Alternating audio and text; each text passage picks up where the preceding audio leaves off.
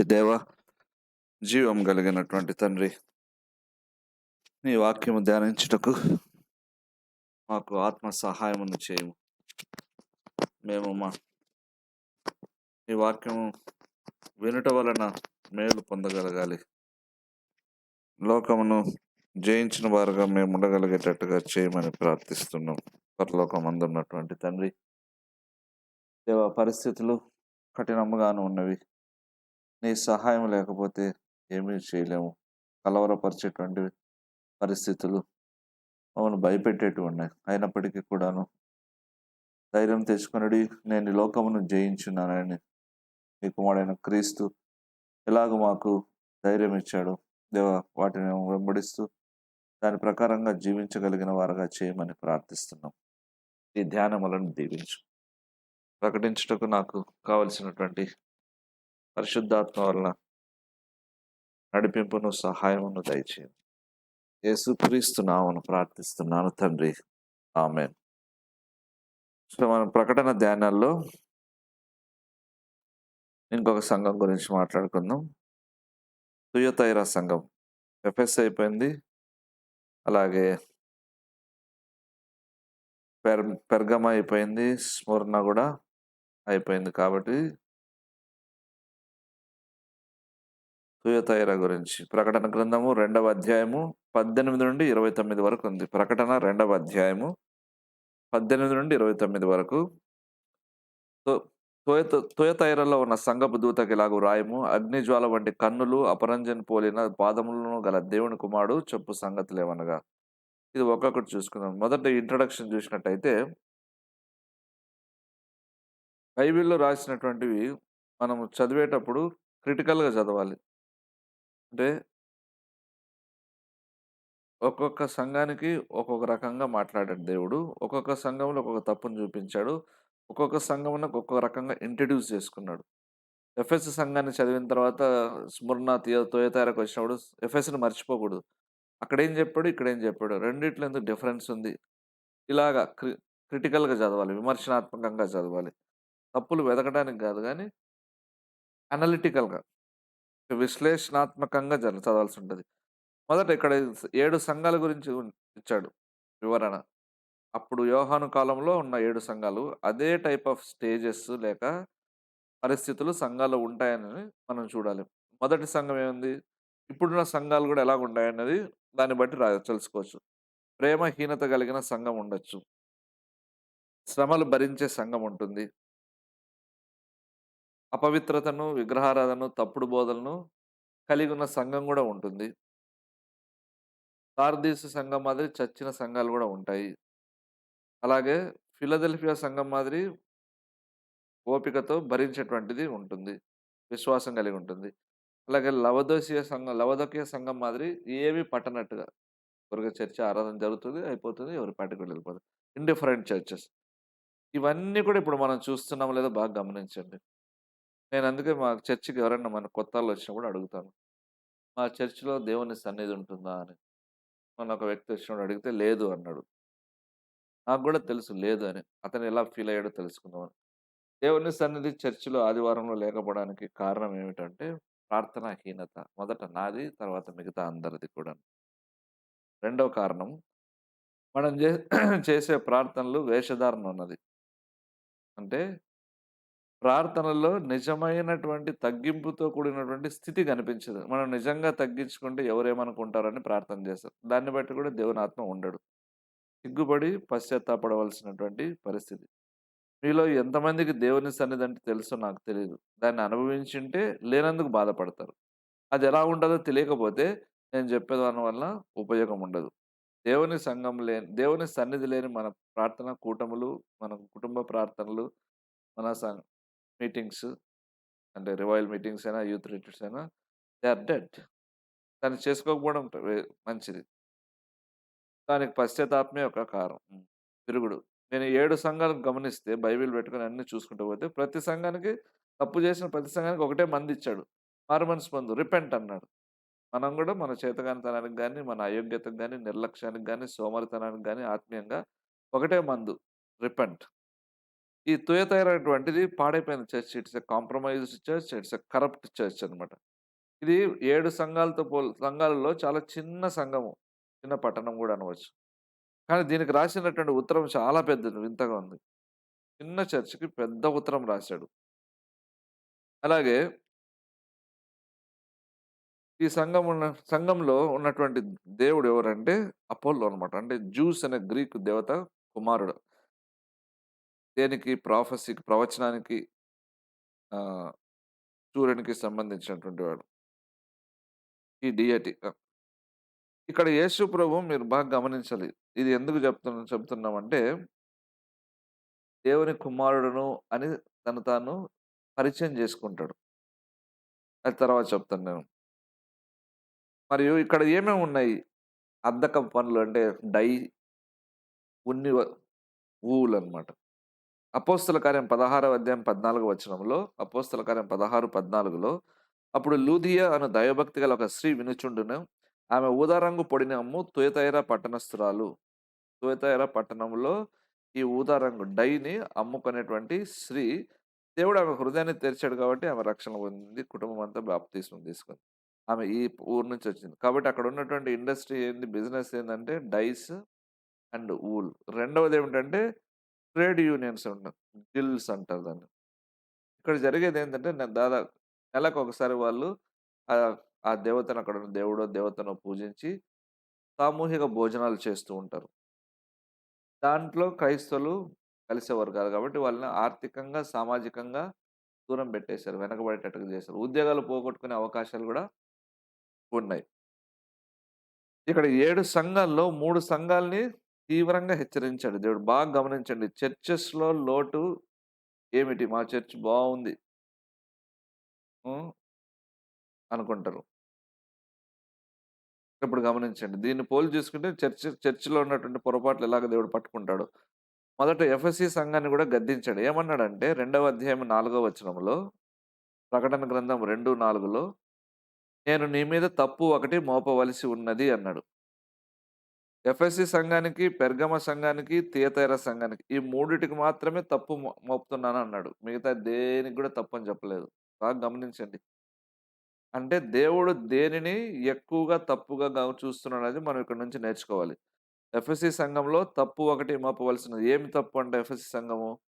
మొదటి ప్రేమను వదులుకుంది. అది దేవుడు భరించలేకపోయాడు. పెర్గమ సంఘంకొస్తాం. 2వ అధ్యాయము 14 వచనం. అయినను నేను నీ మీద కొన్ని తప్పిదములు మోపవలసి ఉన్నది. విగ్రహములకు బలిచ్చిన వాటిని తినునట్లును, జారత్వం చేయనట్లును, ఇశ్రాయేలీయులకు ఉరియొడ్డుమని బాలాకునకు నేర్పిన బిలాము బోధను అనుసరించువారు నీలో ఉన్నారు. అంటే తప్పులు గాదు ఇక్కడ తప్పిదములు. ఏమున్నాయి 2 బిలాము బోధ ఉంది. నికొలాయితుల బోధ. తర్వాత గూడా ఇంకోటుంటది నికొలాయితు బోధ ఉన్నట్టుగా మనం చూస్తున్నాం. ఏమి బోధ? తప్పుడు బోధ. సంఘములో వాక్యం తప్పుగా బోధించడం అన్నటువంటిది దేవుడు చాలా సీరియస్‌గా తీసుకుంటాడు. అన్ని గెంతులేసుకుంటా, యూట్యూబ్‌లో జూసుకుంటా, ఎక్కడ మీటింగులు పెడితే అక్కడ వెళ్తూ వింటుంటారు. తెలియను. గొర్రెలంటారు కరెక్టే. మతోన్మాదులు గొర్రెలంటారు గదా! నిజంగా గొర్రెలే. ఎక్కడికంటే అక్కడికి చర్చెస్‌కి వెళ్ళకూడదు. వేరే చర్చెస్‌కి. వాక్యం సరిగ్గా లేనటువంటివి. ఎక్కడంటే ఎవరి యూట్యూబ్‌లో ఎవరి మెసేజ్ అంటే వారు వినకూడదు. ఎందుకంటే దేవుడు చాలా సీరియస్‌గా తీసుకున్నాడు. తప్పిదములు మీకు ఎందుకంటే బిలాం బోధ ఉంది. నికొలాయితుల బోధ ఉంది. తుయతైర సంఘంలో అంటాడు. 2వ అధ్యాయం 20 వచనం. నీ మీద తప్పు ఒకటి మోపవలసున్నది. ఎందుకు? జారత్వం చేయడానికి, విగ్రహములకు బలిచ్చిన వాడిని తినటానికి బోధించిందంట చర్చిలో ఒక స్త్రీ. విగ్రహములకు బలి ఇచ్చిన వాటిని కూడా తినకూడదు. చాలా లైట్‌గా తీసుకుంటే ప్రమాదంలో వస్తుంది. ప్రమాదంలో పడతారు. కాబట్టి తప్పుడు బోధ గురించి బాగా ఆలోచిద్దాం. ప్రతి ఒక్కడు బోధకుడే క్రైస్తవుడు. ఇదొక దరిద్రం మన క్రైస్తవ్యంలో. దౌర్భాగ్యం అనవచ్చు. ప్రతి ఒక్కడు బోధకుడే. ప్రాపర్ ట్రైనింగ్ ఉండదు. ప్రాపర్ స్టడీ ఉండదు. బ్లాబరర్స్ అంటారు. బాబ్లింగ్ అంటారు. వదలడం పుల్పిట్ మీదొచ్చి. ఒకడంటున్నాడు ఏమని యూట్యూబ్‌లో సంసోను వ్యభిచారి కాదంటున్నాడు. తెలివి ఎక్కువైపోతే అలాగుంటది. ఏదేదో చదవడానికి పోయి. ఇంకొకడు అతి తెలివి ఎక్కువ. ఈ ఎక్కువ తెలివి అయిపోయి ఏమంటున్నాడంటే దేవుని చిత్తం కనుక్కుంటే సమాధానమొస్తుంది. సమాధానమొస్తే దేవుని చిత్తము అనుకూలంగా ఉంది అన్నట్టుగా అంటారు. అదెలా కుదురుతుంది? ఏ యేసు ప్రభు గెత్సేమనే తోటలో ఆయన దేవుని చిత్తానికి లోబడినా సమాధానం రాలేదంట. ఇలాగ తప్పుడు బోధలు చేస్తారు. యేసు ప్రభువుకి సమాధానం వచ్చింది. నీ చిత్తమే నెరవేరును గాక అని చెప్పి లేసి కూర్చుంటాడు. కలవరమున్నా దేవుని చిత్తానికి లొంగినప్పుడు ఆయన శిలువ మరణం పొందడానికి తగినంత శక్తిని పొంది సమాధానంగా వెళ్ళిపోతాడు. కాబట్టి చదువు ఎక్కువైపోతే అతి తెలివొచ్చి మళ్ళా ఫేమస్ ప్రీచర్ ఆయన. మంచోడే. అన్నీ కరెక్ట్‌గా చెప్తాడు. కానీ ఆ వింత బోధ ఒకసారి యూట్యూబ్‌లో పెట్టేసాడు. ఎవడంటే వాడు. ఏదంటే అది చెప్తుంటే వినకూడదు, నమ్మకూడదు. అందుకే పరీక్షించాలి. ఇంటికొచ్చి బైబిల్ తెరవాలి. వీడు చెప్పింది కరెక్ట్ కాదా? లేదంటే తప్పిపోతాం. ఎందుకిలా చేయాలి? కారణం దేవుడు అసహ్యించుకుంటాడు. తరిమేస్తాడు. ఈమెను వధిస్తాను, చంపేస్తానని చెప్తున్నాడు దేవుడు. ఏది తుయతైర సంఘం. కాబట్టి తప్పుడు బోధలు అంత భయంకరమైనవి. మనం చెప్పే లోతైన బోధల్ని మిగతా వాళ్ళు లైట్‌గా తీసేసుకొని వాళ్ళంత అవసరం లేదు. అంత ప్రార్థన అవసరం లేదంటాడు. అరగంట, 10 నిమిషాలు ప్రార్థన చేసి వాని దగ్గరికి నువ్వు వెళ్లి మన సంఘంలో ఉన్నవాడు వెళ్లి గంట, 2 గంటలు ప్రార్థన చేయాలంటే అంత అవసరం లేదులే అంటారు. ఏమైపోతావు? నువ్వు కన్‌ఫ్యూజ్ అయిపోతావు. నువ్వు రాజీ పడతావు. వాళ్ళతో కలిసి చెట్టా పట్టాలేసుకొని తిరుగుతావు. పాపం నీ ఇళ్లలో ఎందుకు జరుగుతా ఉంది? ఒకటే రీజన్. లోతు లేని మనుషులతో నీ సహవాసం ఉంది గాబట్టి నీ గృహాల్లో పాపం ఉంది. ఇదే కారణం. అందుకే తప్పుడు బోధనని దేవుడు ఖండించడానికి కారణం. నిన్ను తిప్పివేస్తారు వాళ్ళు. తర్వాత ఈ ప్యాసేజ్ చూసుకుందాం. తుయతైరస్‌లో ఉన్న సంఘపు దూతకి ఇలాగ వ్రాయము. అగ్నిజ్వాల వంటి కన్నులను, అపరంజిని పోలిన పాదములను గల దేవుని కుమారుడు చెప్పు సంగతులేనగా. చూసారా ఇక్కడ దేవుని కుమారుడు ఇంతకుముందు చెప్పిందదే. తుయతైరలో అపోలో అనేవాడు దేవుడు. ఎవరంటే జ్యూస్ అనేటువంటి దేవత, గ్రీక్ దేవత కుమారుడు. అందుకే దేవుడు ఇక్కడేమో యేసుప్రభు తను తాను పరిచయం చేసుకుంటున్నాడు. దేవుని కుమారుడు అంటున్నాడు. బైబిల్‌లో సువార్తల్లో మనుష్య కుమారుడు అని చెప్పుకున్నాడు. మరి మనుష్య కుమారుడికి, దేవుని కుమారుడికి డిఫరెన్స్ ఏమిటి? దేవుని కుమారుడు అనేది ఏం సూచిస్తుందంటే ఆయన దైవికమైన శక్తిని, అధికారం కలిగిన వాడిని నేను అనే దానికి అధికారానికి ప్రామాణికమైన వాడిని నేను సూచిస్తుంది. పవర్ ఇచ్చేవాడిని కూడా నేనే అని సూచిస్తుంది. దేవుని కుమారుడంటే. అంతేకాకుండా ప్రకటన గ్రంథంలో ఒక్కసారి మాత్రమే ఈ విధంగా వాడాడు అని వారెన్ వీఎస్‌బీ రాస్తాడు రచయిత. దేవుని కుమారుడని ఒక్కసారే చెప్పుకున్నాడంట. మరి దేవుని కుమారుడికి, మనుష్య కుమారుడికి తేడా ఏమిటి? సువార్తలంతా మనుష్య కుమారుడనంది. మనుష్య కుమారుడు అంటే ఆయన మానవత్వాన్ని సూచిస్తుంది. దైవ కుమారుడంటే ఆయన దైవత్వాన్ని సూచిస్తుంది. అంతే డిఫరెన్స్. 2 ఒకటే. తర్వాత ఇదే వచనం అగ్నిజ్వాలల వంటి కన్నులు అంటున్నాడు. అంటే ప్రపంచంలో ఏమి జరుగుతున్నటువంటిది తీక్షణంగా పరిశీలించగలిగిన సామర్థ్యమును సూచిస్తుంది ఈ మాట. అలాగే సంఘాల్లో కూడా ఏమి జరుగుతుంది మనం అనుకుంటాం ఇష్టం వచ్చినట్టు వెర్రి వేషాలేసి ఇష్టం వచ్చినట్టు బ్రతుకుతూ పోవచ్చని. నో కుదరదు. అగ్నిజ్వాలల వంటి కన్నులు కలిగినటువంటి దేవుని కుమారుడు చెప్పు సంగతులు అంటే నేను తీక్షణంగా మామూలుగా కాదు. తీక్షణంగా చూస్తున్నాను. పరిశీలిస్తున్నాను. ఏం జరుగుతుంది అన్నటువంటి. తర్వాత అపరంజిని పోలిన అపరంజి అంటే ఇత్తడి బ్రాస్ లేకపోతే బ్రాంజ్ అనొచ్చు. అపరంజిని పోలిన పాదములంటాడు. కారణం ఏమిటి? ఇక్కడ అపరంజి అనేటువంటిది నిర్గమకాండం 38, 1, 2 వచనాల్లో చెప్పబడింది. ఏదంటే దహన బలిపీఠమును తుమ్మకర్రతో చేసి దాని మీద ఈ అపరంజితి యొక్క ఇత్తడితో కవర్ చేస్తారు. ఇత్తడి రేకును పొదిగిస్తారు. ఇది ఏమిటి? బాగా వేడిని తట్టుకోగలదు. ఈ ఈ అపరంజి పాదములు అనేది దేనికి సూచనొస్తుందంటే, దేవుని తీర్పుకు సూచన. సంఘముల మధ్య సంచరిస్తూ, తీర్పు ఇవ్వడానికి సిద్ధంగా ఉన్నటువంటి వ్యక్తి నేను అని అక్కడ సూచన. తీక్షణంగా నేను పరిశీలిస్తున్నాను అగ్నిజ్వాలల వంటి కన్నులతో. అలాగే అపరంజిని పోలిన పాదములు కాబట్టి తీర్పు ఇవ్వడానికి గూడా నేను తిరుగుతూ ఉన్నానంటాడు. మరి ఆలోచించండి మన చర్చ్ ఎలాగుంది? మన క్రియలు ఎలాగున్నాయి? ఏమీ కాదులే అని ఇష్టం వచ్చినట్టుగా ఉంటున్నామా? సమస్య లేదు. దేవుడు వదిలిపెట్టే క్వెషన్ ఉండదు. అందుకే రిపెంట్ అంటాడు. అవకాశం ఇస్తాడు. తర్వాత ఎందుకు ఇత్తడితో చేస్తారంటే, ఈ ఇత్తడి ఏమవుతుందంటే తుప్పు పట్టదు. ప్లస్ వేడిని బాగా పీల్చుకోగలదు, భరించగలదు. గుడ్ కండక్టర్ ఆఫ్ హీట్ అంటే వేడిని ట్రాన్స్‌ఫర్ చేయగలదు.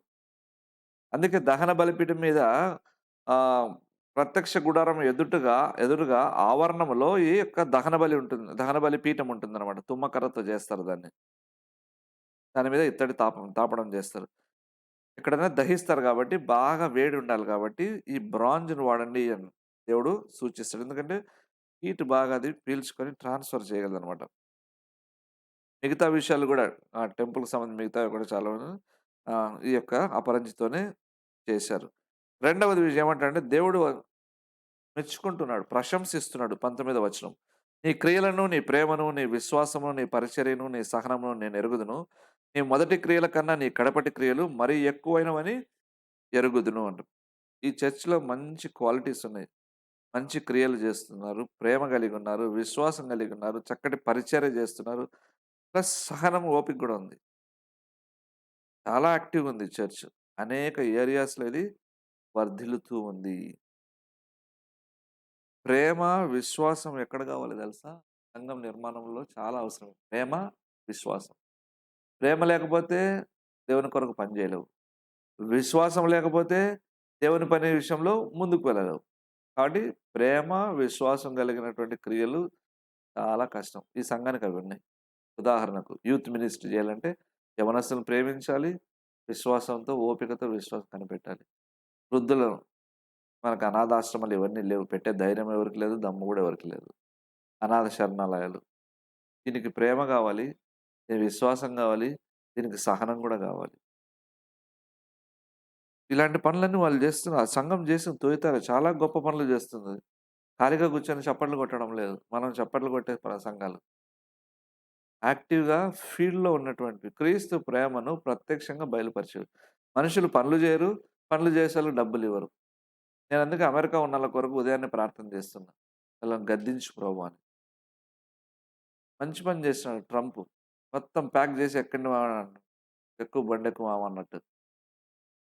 కారణం ఏమిటంటే వారు సంపాదిస్తున్నటువంటిది భారతదేశంలో ఉన్నటువంటి పేద క్రైస్తవులకు, పోరాటంలో ఉన్న పాస్టర్‌లకు పంచడం లేదు. వాళ్ళు, వాళ్ళ కుటుంబాలు, వాళ్ళ భవిష్యత్తు. వీటి కొరకే వాళ్ళ సంపాదన వాళ్ళు వినియోగిస్తారు. ఇది ఆపాలి ప్రభు అని నేను ప్రార్థన చేస్తాను. ఎందుకంటే మనం అలా బ్రతకడానికి వీలు లేదు. లోకం అశాశ్వతమైంది. ఒక్కరోజు నువ్వు బతకవు. ఉన్నది ఏమి చేయలేవు. మరి ఖర్చు పెట్టు దేవుని కొరకు. ఏం సాధిస్తావు? నువ్వు చచ్చిపోతే నీ డబ్బు ఎవడో ఇంకొకడు తింటాడు. వాడు తింటాడో లేకపోతే వాడు తాగి వేరే అలవాట్లకు తగలేస్తాడో మనకు తెలీదు. సో, ఉన్నప్పుడే ప్రయోజనకరమైన జీవితం జీవిస్తాం. కొంత భాగం దేవుని పనికి వెళ్ళాల్సిందే మన డబ్బులో నుంచి. అది ఎంతైనా సరే. నేను చెప్పాను. ఒక్కొక్కరు ఒక్కొక్క మిషనరీ అడాప్ట్ చేసుకోండి. నేను ఆల్రెడీ చాలా మందికి ఇస్తున్నాను. జోబ్ ఇవ్వడానికి ముందుకొచ్చాడు. నిషాంత్ ఇచ్చాడు. మిగతా వాళ్ళు రాలేదు విశ్వాసులు. నేను డైరెక్ట్ మిమ్మల్ని అడుగుతా. ఇంటికొచ్చేయని అడుగుతా. ఎందుకంటే మీరు దీవించబడతారు. అది టెక్నిక్. మీకు నంబర్ ఇస్తాను. నంబర్ ఇచ్చి మీరే పంపుకోండి. నెలకు రూ. 1000 ఇస్తారో, 2000 ఇస్తారో మీ ఇష్టం. ఇలా ఇవ్వటం వల్ల మీకు దీవెన. ఇది క్రియాపూర్వకమైనటువంటి క్రిస్టియానిటీ. ఒక ఒక ఒక పట్టణాన్ని మనం దత్తత తీసుకొని దాని కొరకు ప్రార్థన చేయడం. ఒక పాస్టర్‌ని దత్తత తీసుకొని ఆయన బాగోగులు చూడడం. వాళ్ళ పిల్లలకి ఫీజు కట్టడం. ఇప్పుడు సంవత్సరానికి ఒకసారి ఫీజు కడతాం. ఒక 5000, 10,000 ఇస్తాం. ఒకాయన ఉన్నాడు మంచి రచయిత. ఆయన రాసిన పుస్తకాలు, బిరుదు కూడా మొన్నిచ్చారు. తెలంగాణ రత్న అని బిరుదిచ్చారు. డబ్బులు లేవు. బయట పోయి స్కానింగ్ చేయించుకుంటాడు. లేకపోతే మొబైల్‌తో చేసుకుంటాడు. లేకపోతే బయట ప్రింట్ ఔట్ నేను ప్రామిస్ చేసిన. నీకు స్కానర్ ప్లస్ ప్రింటర్ కొనిస్తాను నేనని. కొనిస్తాను. నా పాటికి నేను డబ్బులు దాచుకొని ఇస్తాను. 15,000 20,000 ఎంత అవుతదో తెలీదు. ఈఎంఐలో కూడా ఇద్దాము. దానిదేముంది. కారణం ఏమిటి? నేను చేయలేని గొప్ప పని అతను చేస్తుంటే, అతనికి సహాయం చేయకుండా నేను కూర్చుంటే ఎలాగా? కొత్త కొత్త బట్టలు కొనుక్కుంటా, కొత్తవన్నీ ఎంజాయ్ చేసుకుంటూ, డాక్టర్‌లకు డబ్బులిచ్చుకుంటూ. ఇదే జరిగేది లాస్ట్. కాబట్టి ఎన్ని ఏరియాస్ వీళ్ళు ప్రేమ, సహనము, పరిచర్య, ఆ! క్రియలు. నీ మొదటి క్రియల కన్నా నీ కడపటి క్రియలు మరీ ఎక్కువైనవన్నాడు. అంటే ఎక్స్‌పాండ్ అవుతున్నారు. ఆగిపోలేదు కొన్ని పనులే చేసి. ఇంకా ముందుకు వెళ్తున్నారు. ఉన్నవాడికే దేవుడిస్తాడు. లేనోని దగ్గర నుంచి తీసేసి. కాబట్టి మత్తయి సువార్త 5:16లో గూడా ఏముందంటే చదువుతాను. మత్తయి 5:16 మనుషులు మీ సత్క్రియలను చూచి పరలోకమందున మీ తండ్రిని మహిమపరచినట్లు వారి ఎదుట మీరు వెలుగు ప్రకాశింపనీయుడి. చూసారా? మనం చేసే మంచి పనుల వలన దేవునికి మహిమొస్తది. బాగా ఆలోచించండి. మీ డబ్బుతో మీరేం జేస్తున్నారు? దాచుకుంటే మిమ్మల్ని పిసినారోళ్ళంటారు. మీ భక్తికి ఏమి ఆహ్, ఉపయోగం అంటారు. కాబట్టి బాగా ఆలోచించండి. సత్క్రియలు జేయాలి. దేవుని మహిమపరచాలి. ఇవి చేయడానికే విశ్వాసము, ప్రేమ, సహనం ఇవన్నీ మనకవసరమండి. తర్వాత దేవుడేం జేస్తున్నాడు 20 వచనంలో వాళ్ళని గద్దిస్తున్నాడు. అడ్మానిషన్. 2వ అధ్యాయం 20 వచనం. అయినను నీ మీద తప్పు ఒకటి నేను మోపవలసి ఉన్నది. ఏమనగా తాను ప్రవక్తనని చెప్పుకొనుచున్న యెజెబెల్ అను స్త్రీని నువ్వు ఉండనిచ్చుచున్నావు. జారత్వం చేయుటకును, విగ్రహములకు బలిచ్చిన వాటిని తినుటకును అది నా దాసులకు బోధించుచు వారిని మోసపరుచుచున్నది. యెజెబెల్ అంటే బయలు ప్రవక్తలను పోషించిన ఆ యెజెబెల్ గాదు. అలాంటి బోధే బయలుకు పూజించమని ఇశ్రాయేలును డైవర్ట్ జేసినటువంటి బోధ. కాబట్టి అలాంటి బోధే ప్రకటన గ్రంథంలో ఈమె చేస్తుంది కాబట్టి యెజెబెల్ లాంటి స్త్రీ అన్నాడు. అంతేగాని లిటరల్‌గా యెజెబెల్ కాదు. అయితే ఇంకొక మాట. ఈ తొలితర సంఘంలో ఇన్ని మంచి 5 మంచి క్వాలిటీస్ ఉన్నా కూడా తప్పుడు బోధన మాత్రం నువ్వు సహిస్తున్నావు. గెట్ లాస్ట్ అంటున్నాడు దేవుడు. నువ్వు ఎన్ని మంచి పనులు జేసినా నీ సంఘంలో గాని, నీ జీవితంలో గాని తప్పుడు బోధన నువ్వు కలిగి ఉన్నావు. దాన్ని పట్టుకొని భక్తి నేర్చుకుంటున్నావు అంటే యూ ఆర్ ఔట్. చాలా సీరియస్‌గా తీసుకో. రాంగ్ టీచింగ్స్‌ని హెరసీ అంటారది. అసలు ఏది రాంగ్ టీచింగ్ ఏదో తెలియాలంటే మంచి టీచింగ్ తెలియాలి. మంచి బోధ ఫస్ట్ తెలియాలి. ఆ జ్ఞానం, వివేకం చాలామంది క్రైస్తవులకు లేదు. అందుకే లక్షల మంది కొన్ని కొన్ని సంఘాలకు పోతున్నారు. అక్కడ వాళ్ళు పొందుతున్నది ఏం లేదని వాళ్ళకి తెలియటంలే. సంఘ సభ్యుడు పాస్టర్‌తో నేరుగా సంబంధం కలిగి ఉండాలి. యాక్సెసిబిలిటీ ఉండాలి. చెప్పి ప్రార్థన చేసుకోవడమో, కష్టాలు షేర్ చేసుకోవడం. అది ఎప్పుడైతే ఫెయిల్ అవుతదో అది దొంగ మినిస్ట్రీ అయిపోతది. మోసమవుతది. మన శక్తికి మించిన సేవ చేయాల్సిన అవసరం మనకు లేదు. కాబట్టి వాక్యపు వెలుగులో ప్రతివారు చేసేటువంటి బోధను పరీక్షించాల్సిన అవసరం ఉన్నది. కాబట్టి వీళ్ళ ప్రేమతో కూడిన అన్ని రకరకాల క్రియలు అవి దేవుడు సహించలేదు. మీరు మంచి పనులు చేస్తూ ఉండొచ్చు. కానీ ఆ అసలైన, సిసలైన అవసరమైనటువంటి వాక్యంలో తప్పిపోతున్నారు. That is very important. ఎందుకు వాక్యమే క్రీస్తు. ఎందుకు రాంగ్ టీచింగ్ తప్పుడు బోధ వీళ్ళు ఉండనిచ్చారు. ఇక్కడ ట్రేడ్ యూనియన్స్ ఉన్నాయని చెప్పాను కదా! అంటే కార్మికుల సంఘాలు. దాంట్లో అప్పుడు నెలకోసారి వాళ్ళు విందులు చేసుకుంటారు. దేవతలకు బలి ఇచ్చి పూజించిన వాటిని తింటూ ఉంటారు భోజనం. కొంతమంది క్రైస్తవులు దాంట్లో పాల్గొనేవాళ్ళు కాదు. కాబట్టి వాళ్ళ ఉద్యోగం ప్రమాదంలో పడే అవకాశాలున్నాయి. సామాజికంగా వాళ్ళని పక్కన పడేస్తారు. ఇవన్నీ జరుగుతాయి. కాబట్టి యెజబెల్ అనేటువంటి బోధ లాంటి చేసిన స్త్రీ ఒకటేమనిందంటే, "తప్పు లేదు. అలాంటి సామూహిక కూటములో మీరు పాల్గొనొచ్చు. మీరు గెంతులేయొచ్చు, కేరింతలు కొట్టొచ్చు, ఎదవ పనులు జేయొచ్చు, జారత్వం జేయొచ్చు. అంటే ఇతర దేవుళ్ళను పూజించవచ్చు. ఇంకా అపవిత్రత కార్యములు చేసుకోవచ్చు" అని బోధిస్తే, అది కొంతమందికి ఆకర్షణీయంగుంది. సహజం అది. వీళ్ళెందుకు పడిపోయారంటే, అప్పటికే శ్రమ, కష్టంలో ఉన్న వారికి, ఇలా చేస్తే కూడా తప్పు లేదంట అని చెప్పింది గాని, ఓకే అని వాళ్ళు గూడా పాల్గొంటూ వచ్చారు. ఇక్కడ నేర్చుకోవాల్సిన సత్యం ఏమిటంటే, అక్కడ ఉన్నటువంటి సహజమైనటువంటి పరిస్థితులను సాతాను తనకు అనుకూలంగా మార్చుకొని, మనల్ని పాపం చేసేటట్టుగా ప్రేరేపిస్తాడు. అది తెలీదు చాలా మందికి. ఒక వ్యక్తి మనకు చిన్న కుర్రోడు 9వ తరగతోడు అవినాష్ వాళ్ళ చుట్టమనమాట. ఫోను జేశారు. దెయ్యం పట్టింది వాడికి. 2 దినములుగా భోంచేయలేదు. హాస్టల్‌లో ఉన్నాడు. ఎవరికీ చెప్పలేదు. భోజనం చేయలేకపోయేవాడంట. బీపీ డౌన్ అయ్యి ఫెయింట్ అయిపోయేది. హాస్పిటల్ తీసుకెళ్ళి చూపించుకొని అంతా చేసి తల్లిదండ్రులు పిలిపించారు. 12:30 కరెక్ట్‌గా మేలుకుంటాడంట అంతే రాత్రి. ఇంక తర్వాత నిద్రపోడంట. ఎందుకురా అన్నా. కారణం జెప్పాడు. పండగ రోజు ఒకరింటికెళ్ళాడు. వాళ్ళ చుట్టాలంట. ఉన్నాడు, వచ్చాడు. తర్వాత నుంచి కథ స్టార్ట్ అయింది. ప్రార్థన చేసి వాడు దేవుని దయ వలన ఆ రోజు రాత్రి నుంచే భోంచేయడం మొదలుపెట్టి నిద్రపోతున్నాడు. చూసారా? ఏమి కాదులే అని విర్రవీగితే ఎంత నష్టమొస్తదో. అందుకే చాలామంది వాళ్ళకి తెలియకుండా సాతాను చేత వారు అప్రెస్ చేయబడుతున్నారు. అది గ్రహించరు. చెప్తే కోపమొస్తది. మరి ఎందుకు బంధకాలున్నాయనుకుంటున్నారు? ప్రార్థన ఎందుకు చేయలేకున్నావు?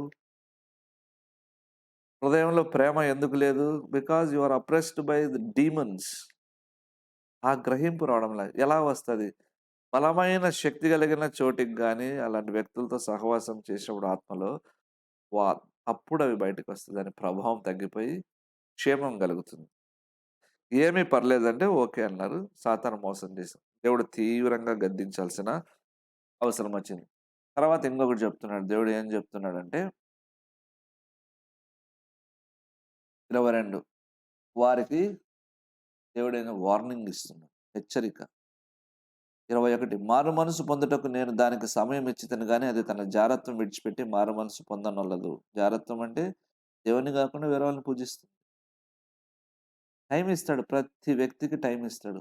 వాక్యంతో మాట్లాడతాడు. దేవుని సేవకుల ద్వారా మాట్లాడతాడు. తోటి విశ్వాసుల ద్వారా మాట్లాడతాడు. అనారోగ్యాల ద్వారా మాట్లాడతాడు. పరిస్థితులు వ్యతిరేకంగా ఉంచి మాట్లాడతాడు. నేను సమయం ఇచ్చాను. అది మారలేదు. కాబట్టి ఇవన్నీ రాసుకుంటూ వచ్చాడు. అవన్నీ మీరే చదువుకోండి. భయంకరంగా ఉన్నాయి. చంపేస్తానంటున్నాడు. చివరిదిగా ఏం చెప్తున్నాడంటే దేవుడు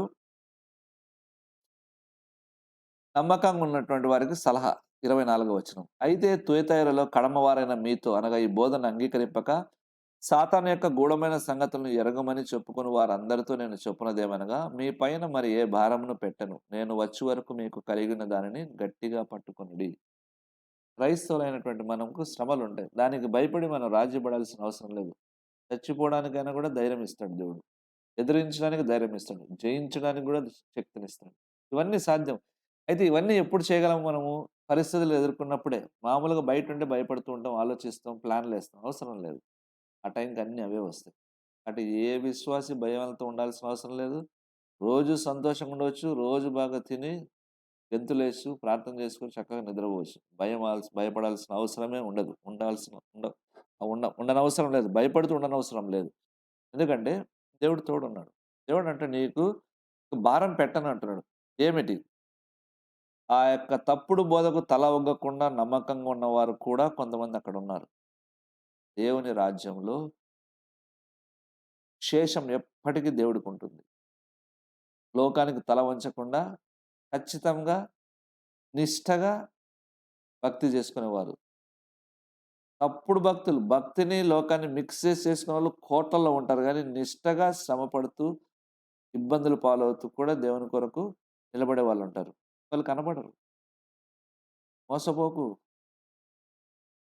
శ్రమలో ఉన్న వారంతా భక్తిహీనులు గాదు. వారు దేవుని కొరకు నిలబడడాన్ని బట్టి వారు శ్రమ అనుభవించవచ్చేమో. దీన్ని బట్టి అదే చూస్తున్నాం గదా! ఆ నమ్మకమైనటువంటి వారికి దేవుడు సలహా ఇస్తున్నాడు. ఆశీర్వాదం గూడా ఇస్తున్నాడు. ఇక్కడేమంటున్నాడు? సాతాను యొక్క గూఢమైన సంగతులు. ఏమిటి సాతాను గూఢమైన సంగతులా? తప్పుడు బోధకులంతా ఏం చేశారు? వాళ్ళు చెప్పే బోధ చాలా లోతైనది. Mysteries of God. దేవుని రహస్యములు అని జెప్తారు.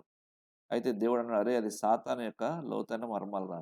అంటే దయ్యం బోధలవి. మీరు తప్పుడు బోధకులు గమనించండి. లోతైన విషయాలు జెప్తారు వాళ్ళు అని వాళ్ళంటారు. నాస్టిక్స్ అనే వాళ్ళుండేవాళ్ళు.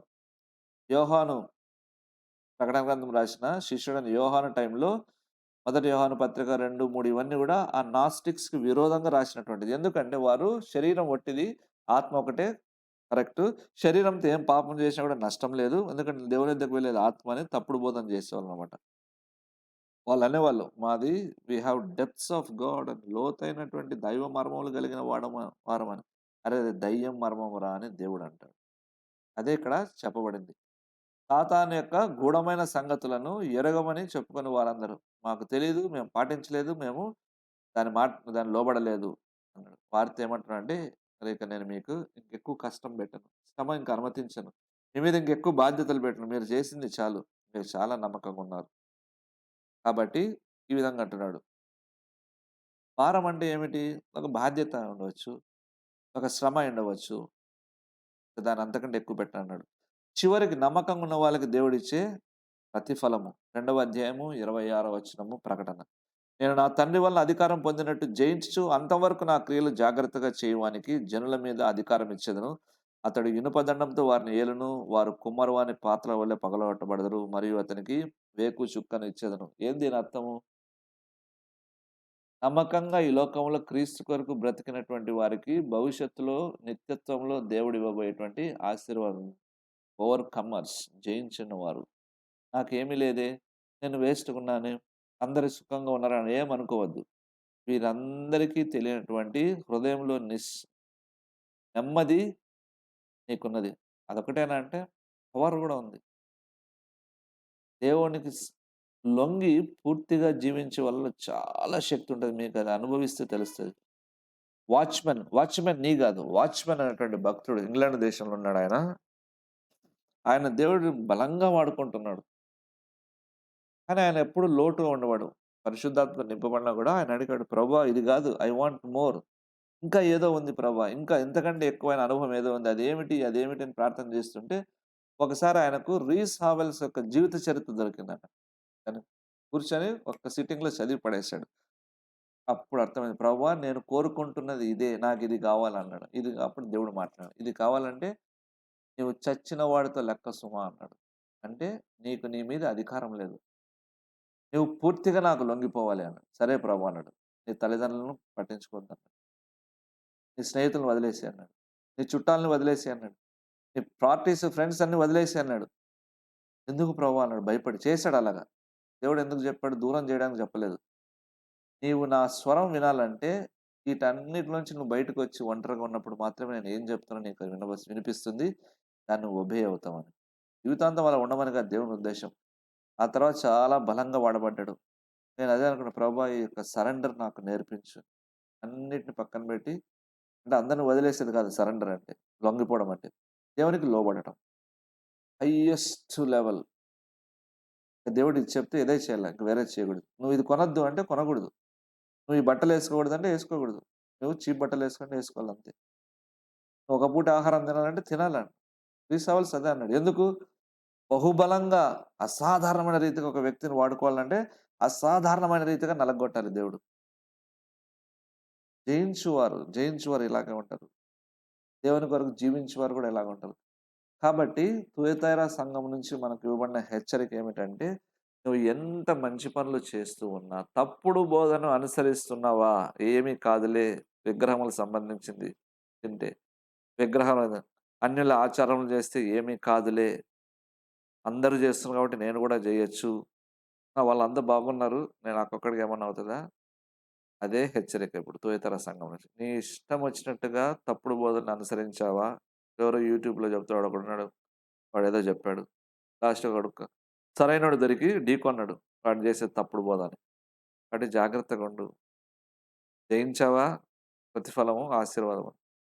లేదా 26వ అధ్యాయం 20 వచనం పైనంతా శాపముంది. దాన్ని అనుభవించాల్సుంటది. ప్రార్థన చేసుకుందాం. ప్రేమ కలిగినటువంటి వాడా, నీవు తప్పుడు బోధన ఎంత అసహించుకున్నావు, ఎంత సీరియస్‌గా తీసుకున్నావు, ఎంత కోపంగా చూసావు దాన్ని. టైం గూడా ఇచ్చావు. ఇంత కష్టం నీకొచ్చినా గూడా టైం ఇచ్చావు ప్రభా! మంచి చేయడానికి, బాగుపడడానికి, నీ మాట వినటానికి. అయితే లోకంలో బ్రతకడానికి అనేక మంది భయపడుతున్నాం. ఆ భయమును తీసివేము. పరిశుద్ధాత్మ దేవుడైన నీవు జయమిచ్చువాడవు. సమయానుకూలంగా మాట్లాడడానికి, ప్రవర్తించడానికి, నిర్ణయాలు తీసుకోవడానికి జ్ఞానమిచ్చేవాడవు. ప్రపంచంలో ఎవరికీ మేము భయపడవలసిన అవసరం లేదు. ఎందుకంటే నీవు సార్వభౌముడవు. 105 కీర్తనలు దేవుడు ఆకాశమందున్నాడు. ఆయన తనకిచ్చవచ్చినట్టుగా చేయుచున్నాడని. కాబట్టి నీ ఇష్టం కింద మేమున్నాము. నీ అధికారం కింద ఉన్నాం కాబట్టి మనుషులు మమ్మల్ని తాకలేరు. నిన్ను మహిమపరిచేవారుగా చేయు. మా ఇష్టం వచ్చినట్టుగా తప్పుడు బోధన అనుసరించి మా ఇళ్లల్లో విగ్రహ సంబంధం ఏవి ఉంచుకొనకుండా సహాయం చెయ్యి. యేసుక్రీస్తు నామములో ప్రార్థిస్తున్నాను తండ్రి. ఆమేన్. తండ్రి, కుమార, పరిశుద్ధాత్మ సహవాసం మనకు తోడుండును గాక. ఆమేన్.